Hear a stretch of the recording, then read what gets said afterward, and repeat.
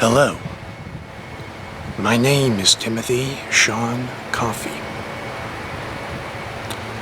Most of you may know me from YouTube as Little Sean 2010 and Moody Watchers Productions.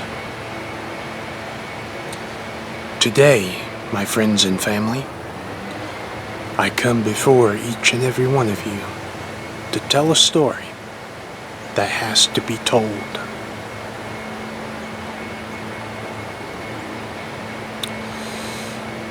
On Friday, October 13th, 2023, it started out like any other normal day.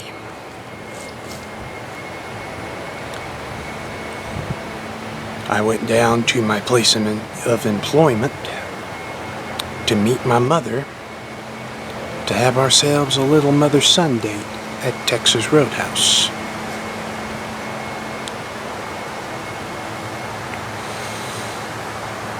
And I'm gonna say it was like any other normal day. I was feeling fine. I was feeling great.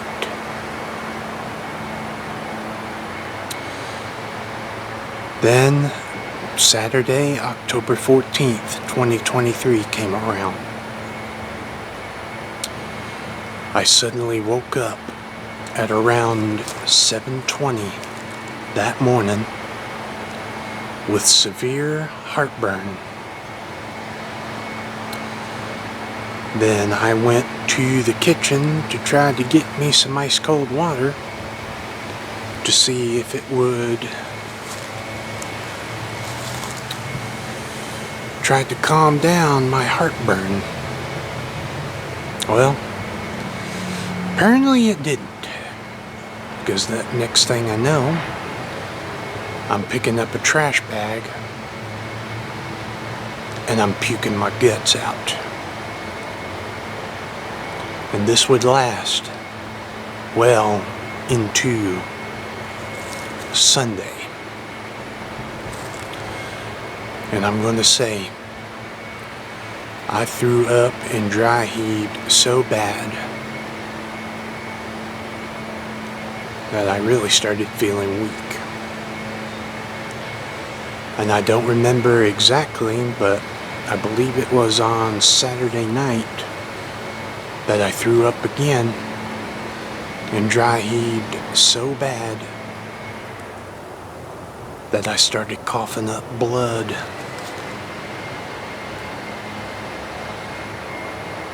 And I knew that was not good. And then on Sunday night, my mom took me into the bathroom to get myself a shower to try to see if it would help. And next thing I know, I started feeling confused. And then I laid down in the bathtub in a fetal position. And I was feeling not good. Because I knew deep down inside that I knew something was wrong. And my mom knew something was wrong. But I kept saying, I'm alright. I'm going to be alright. I'm going to be alright. Then after that, I tried to get rest for a couple of days, which helped some. But every time I would close my eyes like this, I would start seeing visions. I would see colors red, green, and blue. Then I would see skulls that are orange and black. And then I would see palaces inside, castles and palaces that were super large, showing orange and black and gold. And then on October 16th, 2023, I suddenly woke up again,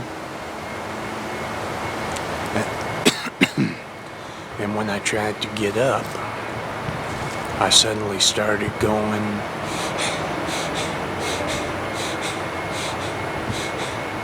uncontrollably, and I was also sweating profusely. And that's when I knew, and that's also when my father knew that something was wrong. So, after keeping saying that I was fine and all, I eventually caved, and my father called an ambulance, and I was eventually rushed to the emergency room of South Georgia Medical Center, where I would be in there for probably 5, maybe 6 hours. And luckily, I was able to have enough strength to take off my clothes and all, so they would be able to put a gown on me. And they also ended up putting wires all around, and a catheter, which you know where it goes.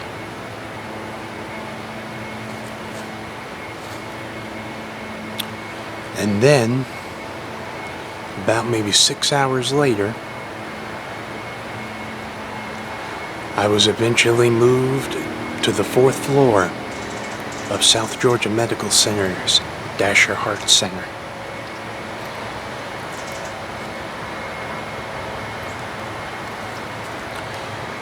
And before that occurred, I had tests done and MRIs.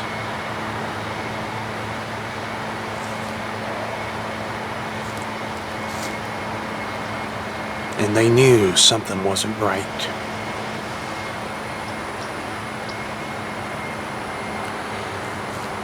And I also do not know the paramedics' names that brought me there, but I know it was a male and a female.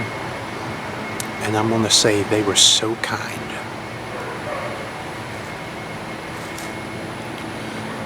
And I ended up being rushed to the hospital in the ambulance with my father directly behind me in my truck.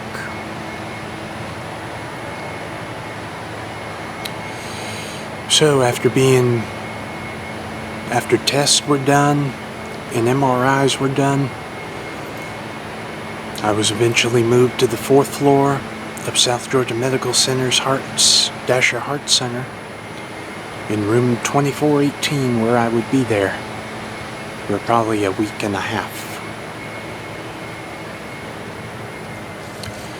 Then, as I was getting ready to go to sleep, they ended up putting a CPAP on me to try to see if it would work, but it didn't, because it was on super high mode, where I'd be going like,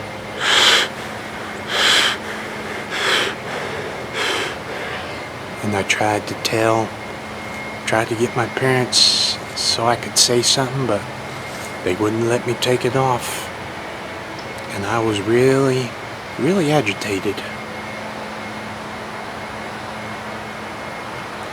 So eventually, I think it was somewhere in the middle of the night, they ended up taking me off of that CPAP and placing me on a ventilator for about 4 days, where I was heavily sedated. And we all know that ventilators are devices to help people breathe whenever they suffered from diseases, and especially COVID-19, RSV, and other viruses.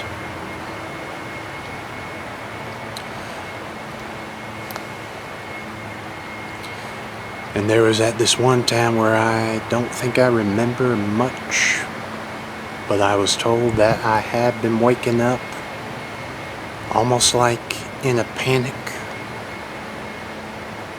and a little bit combative, where I had to be restrained, and that's when they heavily put me on more sedations to help me rest. And while I was sleeping, there was this one particular dream that I had. I dreamed that I was down in Miami at the international airport there, and I was being escorted by two girls where they would take me on the flight to take me back to Valdosta. And I know that's kind of funny, kind of weird, but, you know. And I know also I had been going in and out of consciousness, and I would see a room that almost looked like I was in the video game whenever I was on the ventilator. And I know there also been at times that I've seen my family pop in and out to check in on me. And I do remember my dad saying these words: "My son, keep fighting. Keep fighting. Fight out of this." And not only that, my parents stayed with me at the hospital for about 49 hours with no sleep.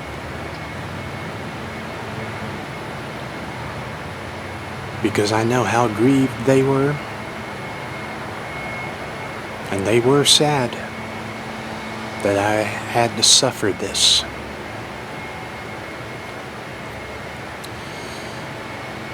And while I was continuing to go in and out of consciousness with my heavily sedation on the ventilator, my doctor, because I had nurses, and I do remember I was told that there was a nurse at my bedside who actually was praying for me that I get better. And I know my parents were praying as well that I would get better. And I knew deep down the prayers were answered, because the next thing I know, my doctor who took care of me, Mr. Bengabi, he was an amazing doctor.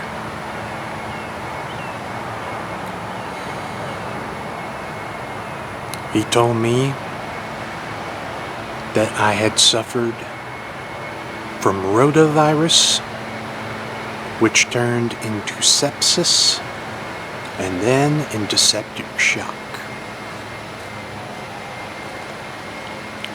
Then after that, they took the ventilator out, and I had to go just so it wouldn't hurt. Then the nurses who were with him brought me some water to drink. And Mr. Bengabi told me that you are temporarily back to normal, but you have some other problems. I was told that my bodily organs dropped to dangerously low numbers and almost came this close to shutting down. And my kidneys, they also dropped to dangerously low numbers, and I was this close to dying.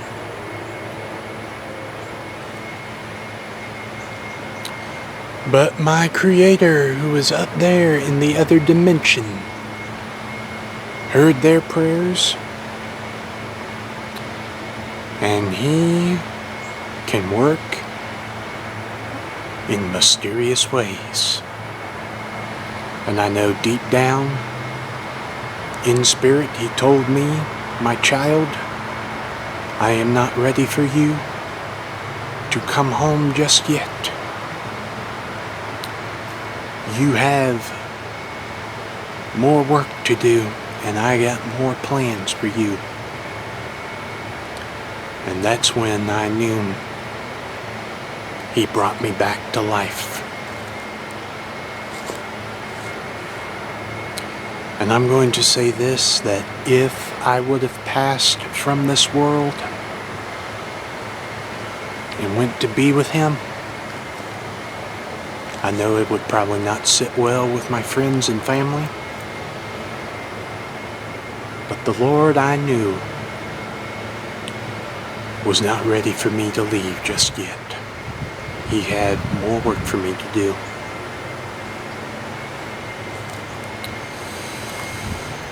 Then after the doctor and I talked with the nurses, Doc went to go get my family,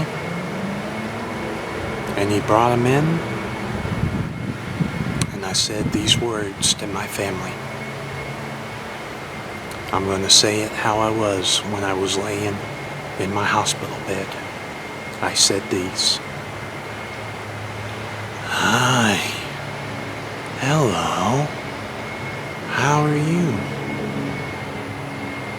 And my mother always said this quote.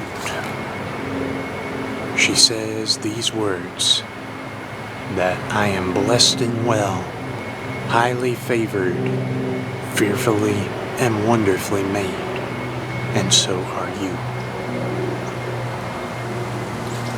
And my father and my mother, they were crying, but with tears of joy. And I told them to please stop, because I don't want to cry myself.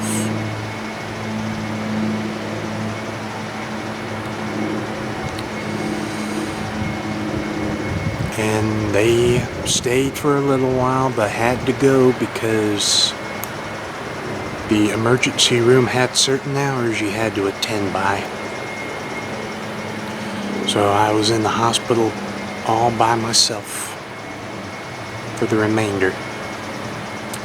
And after they took me off the ventilator, they put temporary oxygen in my nose to help me breathe clean air, which helped. I sat and laid there on my bed and watched TV just to keep myself entertained, and I got some rest. I would be on the 4th floor of South Georgia Medical Center's Dasher Heart Center, I would probably assume, for a week and a half.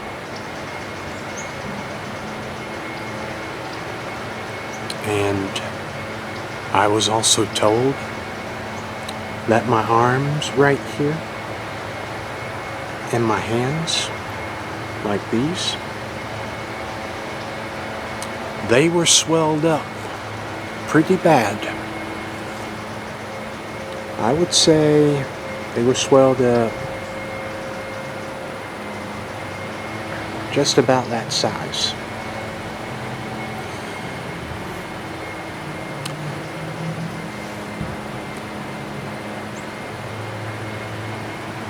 And I had lost all strength in my arms, where I couldn't lift them up to per se, like get the remote to change channels on the television, and to get like a drink of water.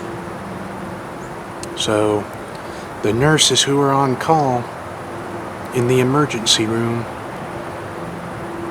took really good care of me and gave me lots of water to drink. Then after about a week and a half on the 4th floor in 2418, It was sometime that morning, which I can't remember what it was. They came and got me and moved me up to the 5th floor of the hospital, where I would stay for temporary until they got me a room. Then at about that morning, my parents came in and spent some time with me. And the nurses and staff started me on the liquid diet to see if I would be able to hold anything down. And the liquid diet was like chicken broth. And I was able to hold that down, and I was on that diet for probably a few days.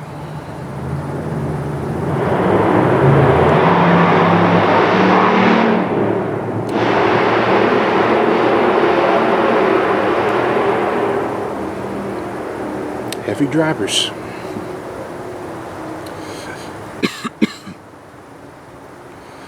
Then, after that, I had an occupational therapist come in. He was a male. I can't remember who his name was. They tried to go ahead and start trying to get my strength back, which they had to help me out of the bed because I was so weak I was not able to get up by myself.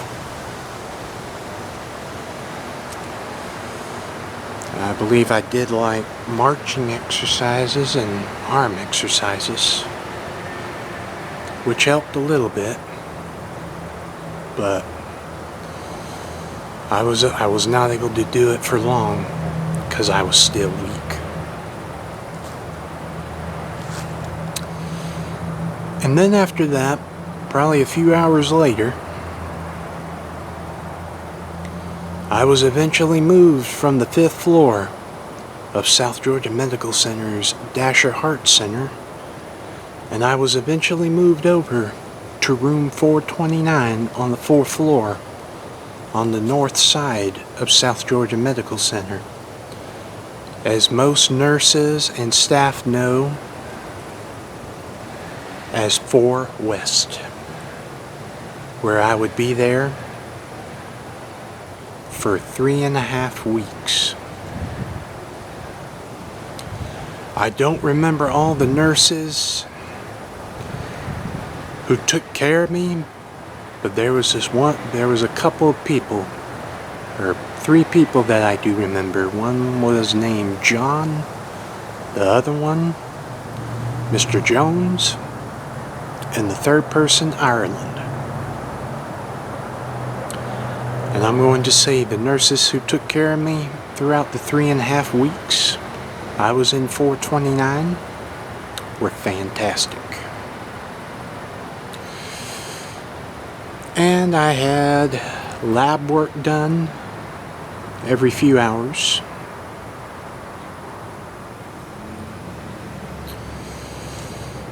And they would come and take my temperature because my temperature started spiking between 99 and 100. And they gave me some shots right in my stomach and in my arm, which I know my dad really didn't like to see because he gets scared of them. I want to give credit where credit is due, and that credit goes to my sweet and loving mother, who really stayed with me throughout my duration of being in the hospital. She is an amazing woman.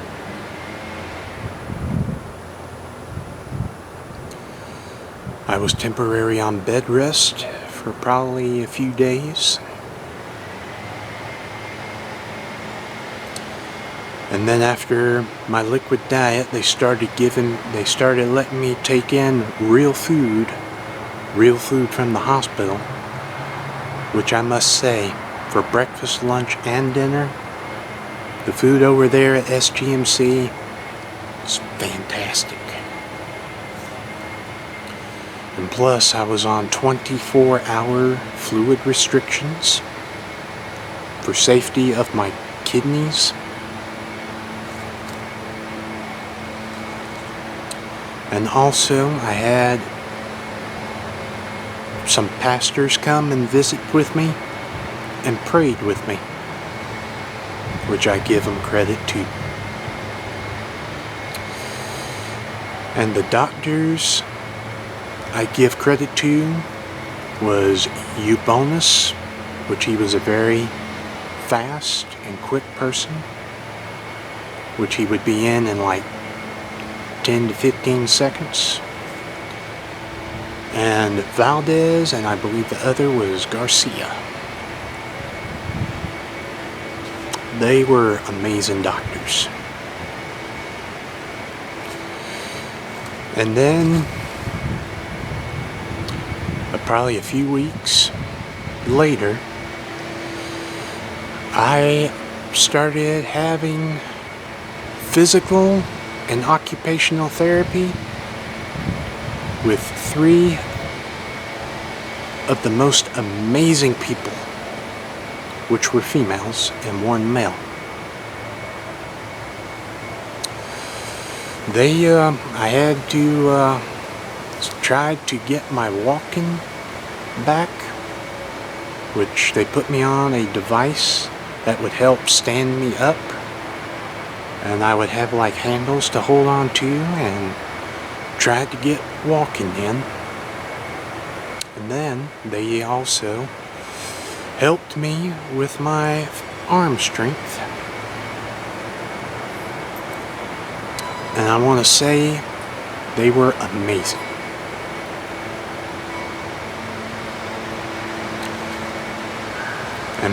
And I'm also going to say that probably I would say 15 days after being admitted to room 429, I was not able to pee for about that amount of days. But there was this one day when I woke up in the middle of the night and I was able to stand up for the first time. Glory be to the Creator, my Father. Then they had like a little mug where I was able to put it near my area, and I asked my mother to turn on the sink to let it run water, because that normally helps me to pee. And I'm going to say that it worked. When I started peeing for the first time, my mother cried and gave thanks to my Heavenly Father.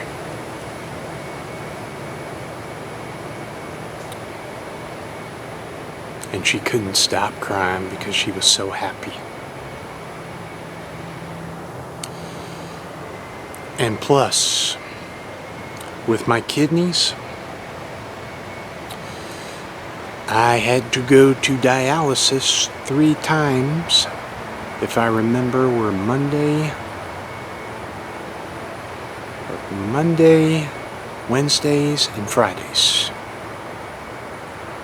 to help get my kidneys back functioning. And despite me being able to stand for the first time in a while, my legs, from my knee all the way down to my feet, they were also swelled up like puffballs, and my hands and arms, they were like puffballs. And I want to say to the people who were at the dialysis center of South Georgia Medical Center, they were amazing.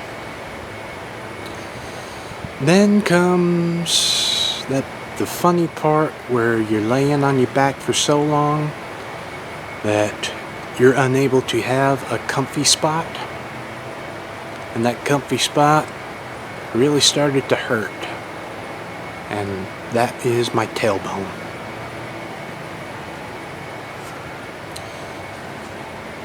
And then after that,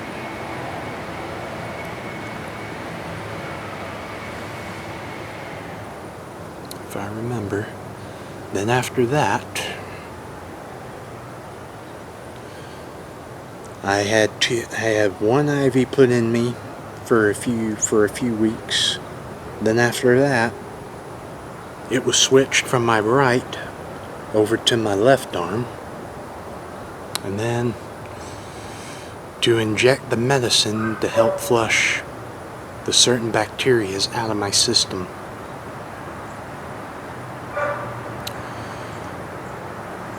And I had to have my arms elevated on pillows because they were swelled up. Luckily, a few days, the swelling in my arms and my hands, they went down. But I still had one more obstacle to go, and that was my legs from my knees down to my feet, which were still swelled up. And with all the physical therapy working and all, I was able to start getting up on my own and walking slowly but surely to the bathroom to go pee and to do other things. Then, which I know my mom was under a lot of stress, my dad decided to take a medical leave of absence for about 30 days just to give my mom the rest, and he would take care of me throughout my ordeal.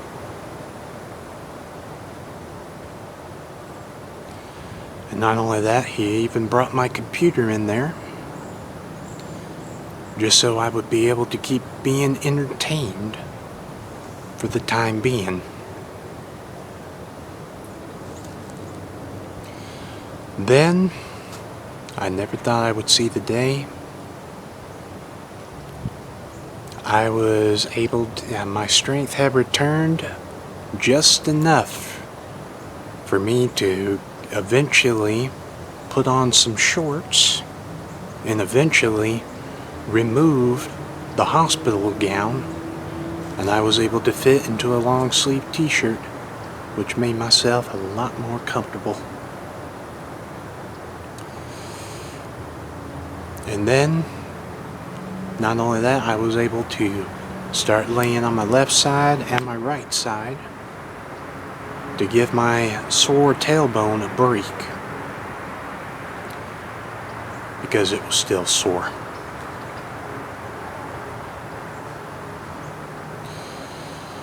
And I'm going to say that my Heavenly Father, through the power of His Holy Spirit on those nurses, I want to say, if you are watching this video that I am playing right now, I want to say from the bottom of my heart, thank you very much for taking good care of me through my ordeal. And then,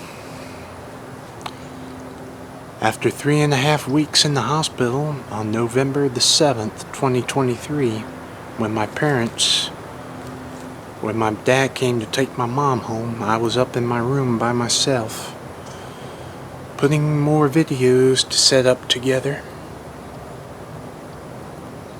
And then, if I remember correctly, Dr. Valdez came in. We spoke for a little bit, and I never thought I'd hear him say these words. We're in the process of having your discharge papers and discharging you from SGMC, and I knew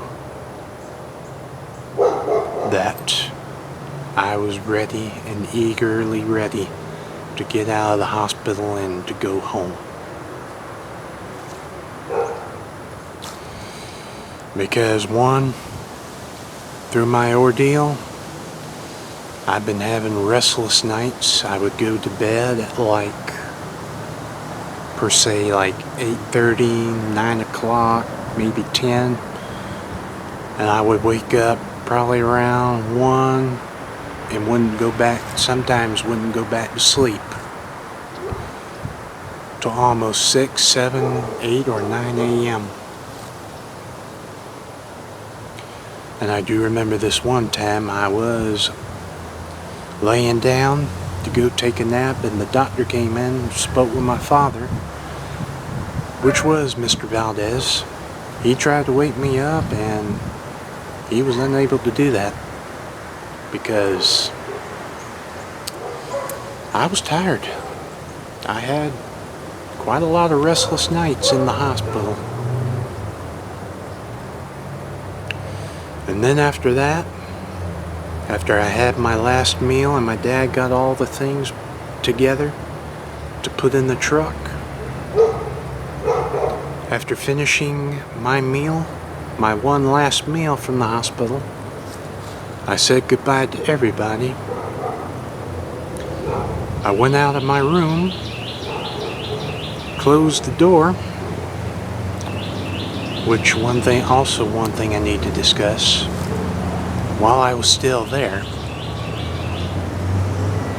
I don't know when it was, but Ireland came and bandaged up my feet, my legs, from knee level all the way down to my feet. And after having my legs elevated, those bandages and those medicines, they really worked.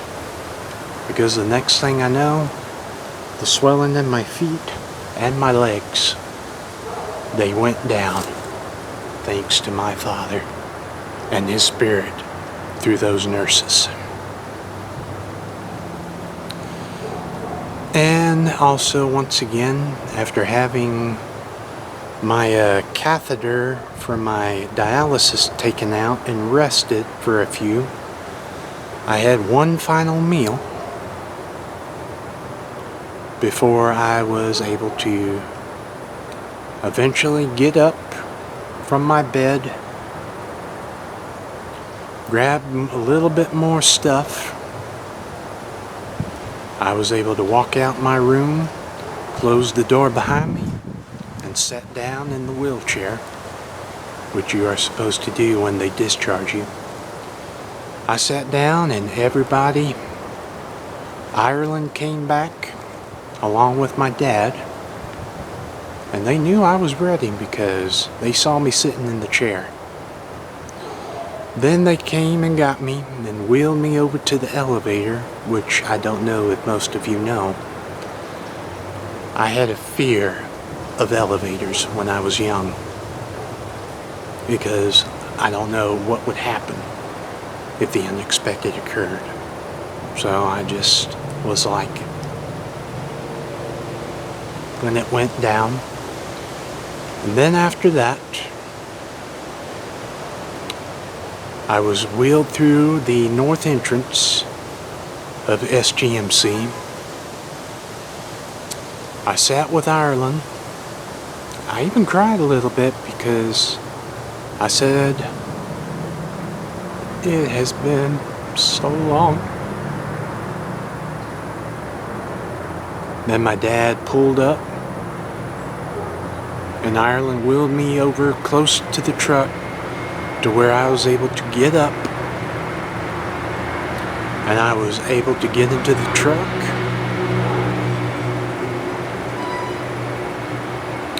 and I was eventually released and left the hospital. Glory be to the Father. Glory, glory days, oh glory days.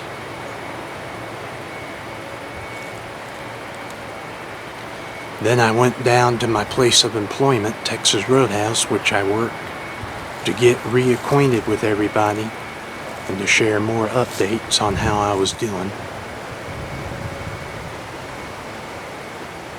Then after that, my father took me to see some trains, which I am a rail fanner. And then after that, I was eventually brought home, where I knew it was waiting.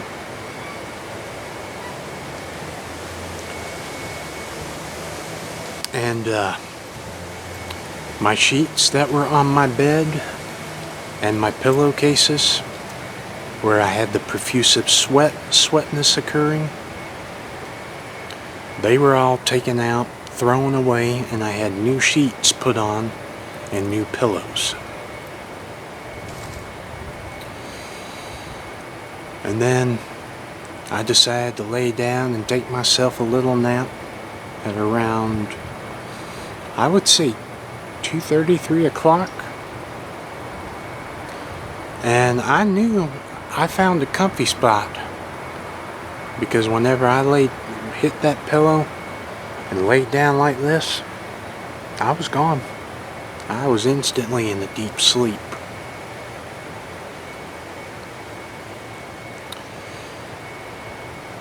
And also, I was on a 30-day no driving order because of my strength. I still had a little bit more strength to work on. I believe it was a couple of days after I was released from the hospital that I went over to Partnership for Health, and I will also have a dietitian come to discuss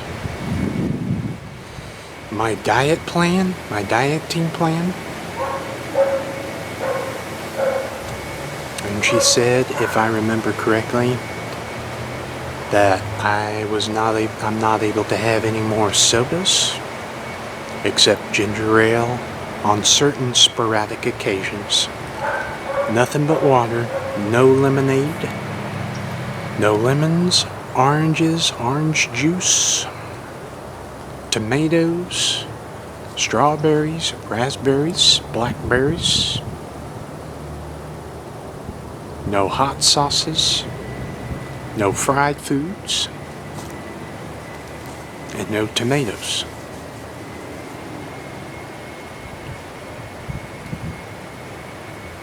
And the stuff I was able to still have was like peanut butter, grilled chicken, salads,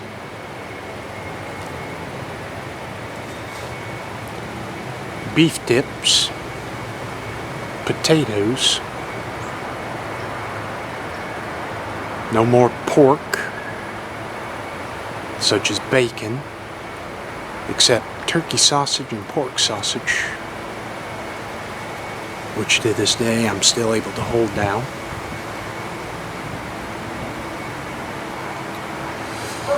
And then after that, I was able to get some more rest for a few days while I recover. And my dad, he was the best chauffeur, where he would take me almost a few days to see trains and planes.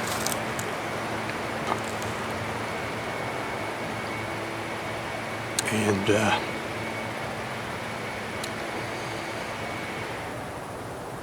I'm going to tell you, my dad, he's a very smart man. And I give him thanks from the bottom of my heart for chauffeuring me around. And probably 3 days of being out of the hospital, I was eventually able to go up to Cordele for their annual rail fests, which was a bit wet and cold. So I took it easy.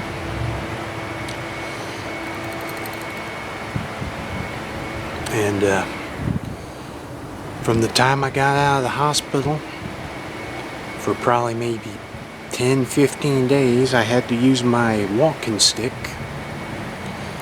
because my legs were still feeble and I didn't have very much muscle mass because I lost all my muscle mass in my legs and my arms,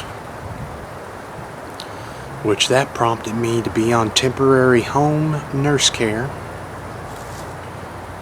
from the start till about December 7th, I think, where I would use putty to help my fingers, to get strength back in my fingers, and also from the top of my pinky all the way down to here, it was numb. It lasted like maybe probably 2 to 3 weeks before eventually the numbness went away, and also I had to use a TheraBand to help with my arm strength for the time being when the nurses came and tried to check on my progress. Exercises I would do would be like this, and this, and arm curls,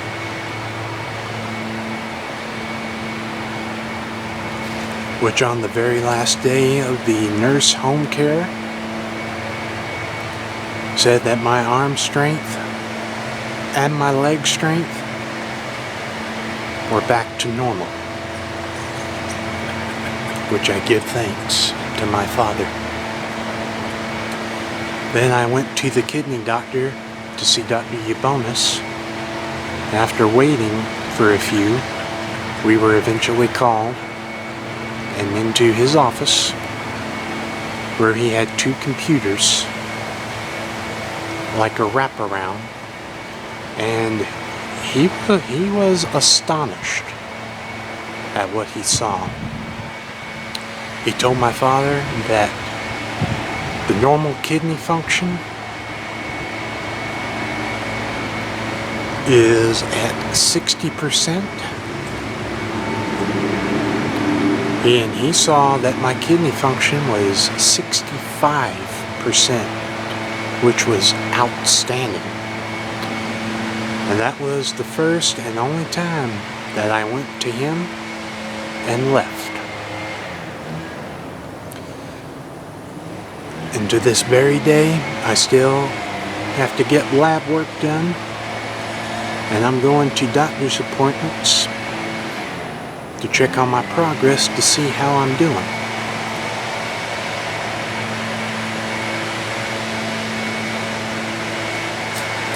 Which I'm still kind of nervous about, but deep down, I knew I was able to make it.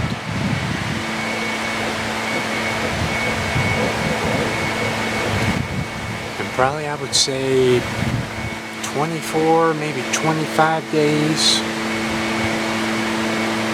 of no driving, which it was supposed to be 30. I tried to test out to see how I would be able to do with my driving, only to close places that I was able to go to. And with that, I was able to do good. I was able to do good, and I was able to drive with ease with no problems.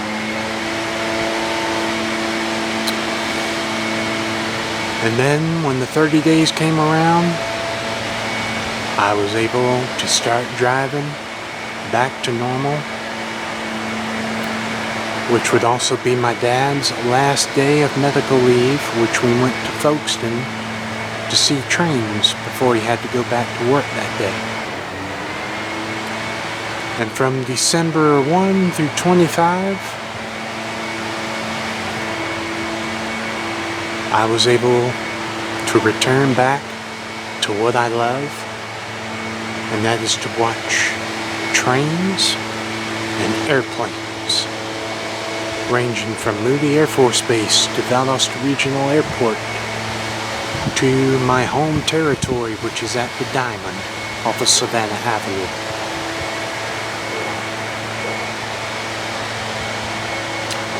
And then on December the 20th, I went down to my annual Christmas party, which we have at my workplace well before Christmas. And they had a little Thanksgiving get together, which the employees cook amazing food. On that Christmas party, I had the food, which was amazing. Say like deviled eggs. I can't have ham, I can't have chocolate, but I was able to have like shrimp with yellow rice, and big meatballs, turkey on a leg, deviled eggs, mac and cheese, and sugar cookies with some ginger ale. Then after that, I headed back home to do some housework, and then after that, I went over to my church, which is Morningside Baptist, which my late grandmother, Mary Catherine Coffey, used to attend. I listened to a sermon on Christmas.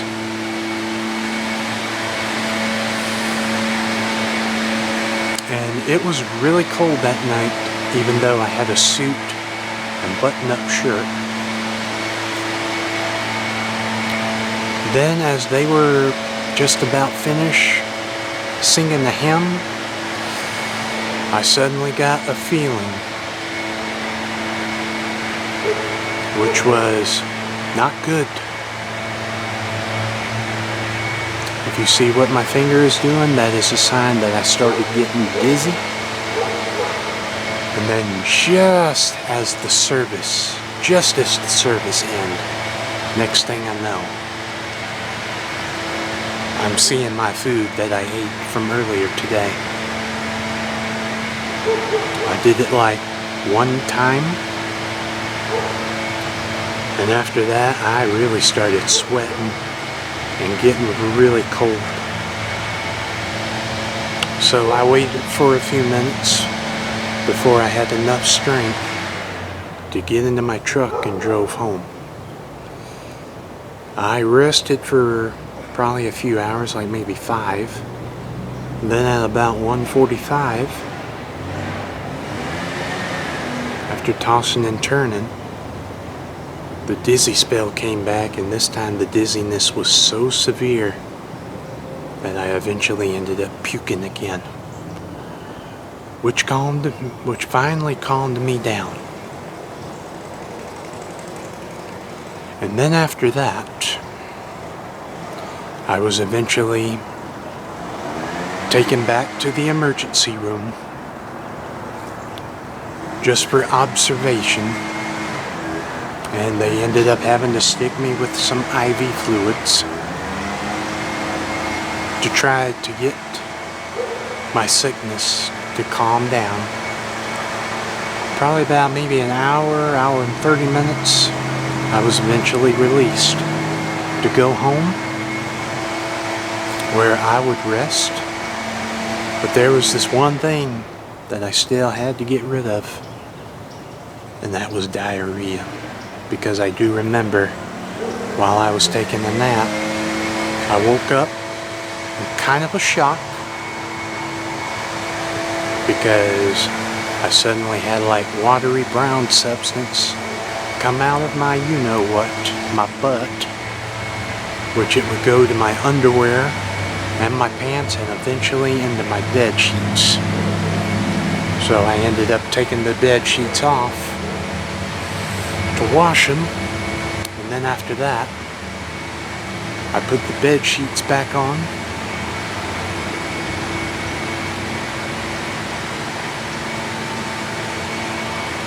and even though I don't say this loud, I always keep it silent, but I prayed to my Father to please get me out of this predicament, and He answered my prayers.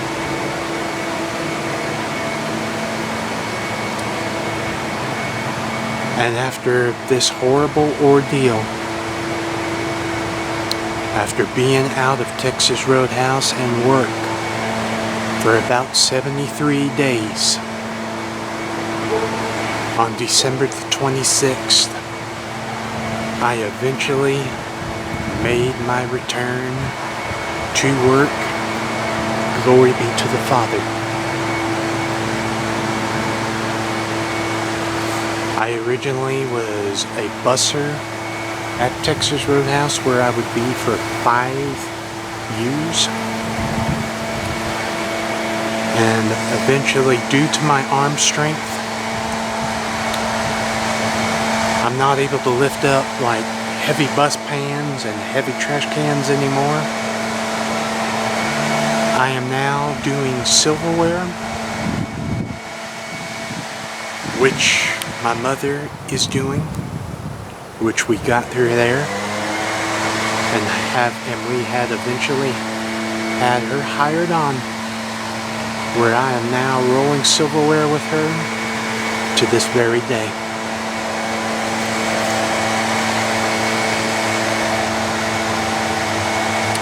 And I'm still feeling to this day some after effects of me having a ventilator down my throat, which in the upper part of my chest and the upper part of my back, all around my rib cage,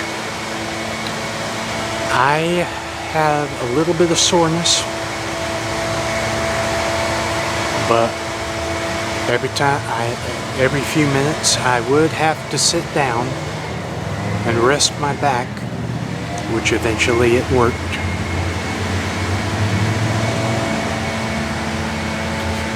I'm still dealing with it to this very day, but I can now say to each and every one of you that as of March 10th, 2024, I am fully back to normal. And also, I have to go get lab work done on the 14th of this month, and I will eventually be going to a doctor's appointment next month on the 11th.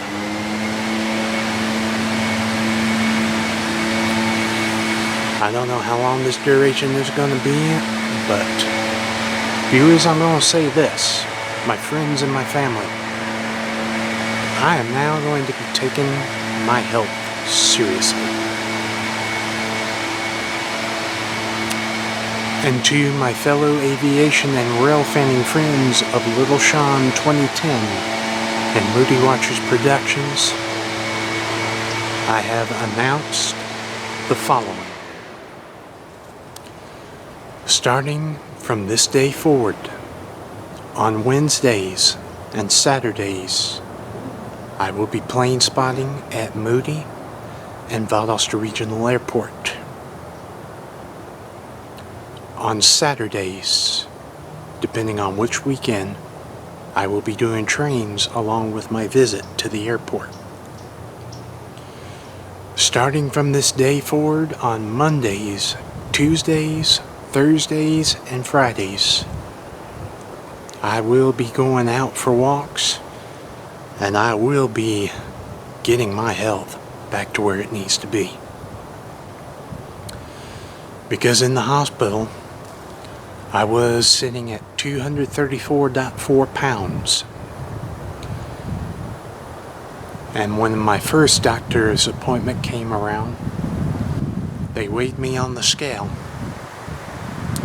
and I was sitting at 222. That meant I lost like 14 pounds. I still have a little bit more weight loss to go. I don't have a set goal, but I'm going to start taking my health seriously.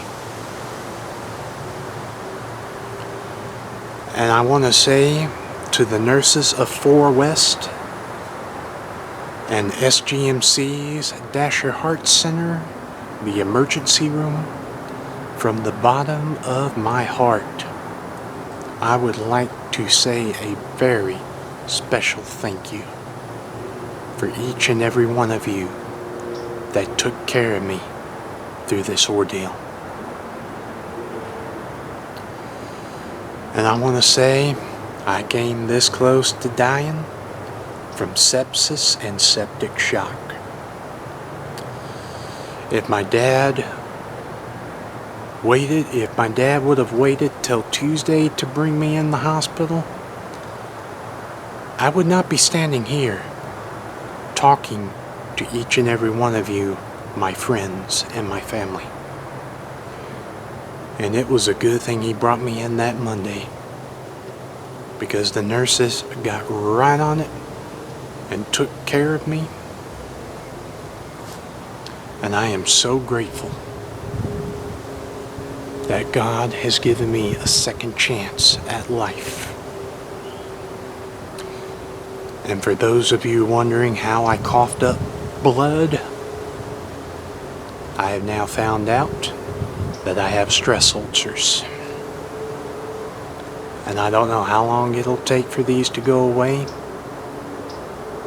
And also, if anybody, and I do mean anybody, ever suffers from any kind of viruses like COVID-19, rotavirus, RSV, or etc., or sepsis, or septic shock, you need to get to the hospital ASAP so you can get the urgent medical care that you need. Because if you wait till the last minute, it could be the end unexpectedly.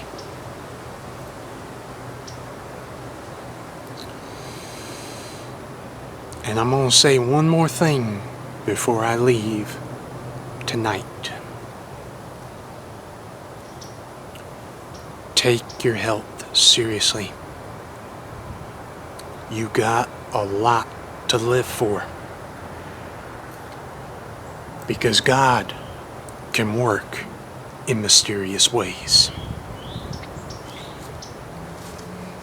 And I'm going to say this quote that most of you know.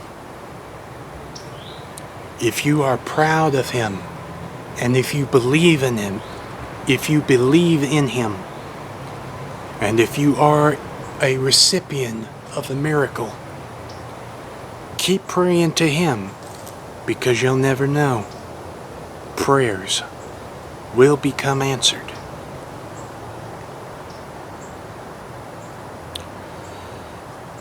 And that, my friends and family, is the story of how I almost came close, this close, to dying from sepsis and septic shock.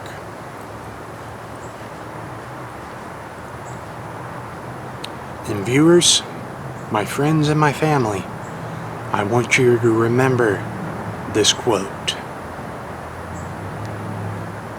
If you are proud of Him, and if you believe in Him, and if you are a miracle or a recipient of a miracle, keep praying to Him. Trust in Him. Have the faith, because you'll never know. Prayers will become answered. Thank you, and have a very blessed day.